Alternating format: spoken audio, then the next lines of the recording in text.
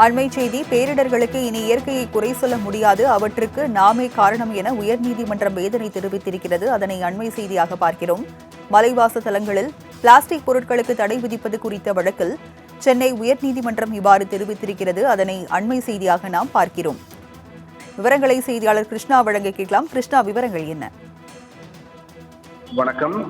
ஊட்டி, கொடைக்கானல் கொண்ட மலைவாச தலங்களில் பிளாஸ்டிக் தடை விதிப்பது தொடர்பான வழக்கு நீதிபதிகள் சதீஷ்குமார் மற்றும் நீதிபதி பரத் சக்கரவர்த்தி அடங்கிய சிறப்பு அமர்வில் இன்று விசாரணையாக வந்தது.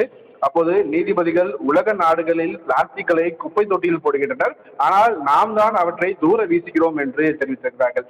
மேலும் தேசிய நெடுஞ்சாலைகளில் ஓரங்களில் இருந்து டன் கணக்கில் பிளாஸ்டிக் பொருட்களை சேகரிக்கலாம் என்று தெரிவித்த நீதிபதிகள் இனிவரும் காலங்களில் பேரிடர்களுக்கு இயற்கையை குறை கூற முடியாது என்றும் அவற்றுக்கு நாமே காரணம் என்றும் நீதிபதிகள் தரப்பில் வேதனையானது தெரிவிக்கப்பட்டிருக்கிறது. உரிமைகளை பற்றி பேசும் மக்கள் தங்கள் கடமைகளை பற்றி கவலைப்படுவதில்லை என்றும் ஆதங்கம் தெரிவித்த நீதிபதிகள் இது தொடர்பாக அறிக்கை தாக்கல் செய்யும்படி தமிழக அரசிற்கும் உத்தரவிட்டிருக்கிறார்கள்.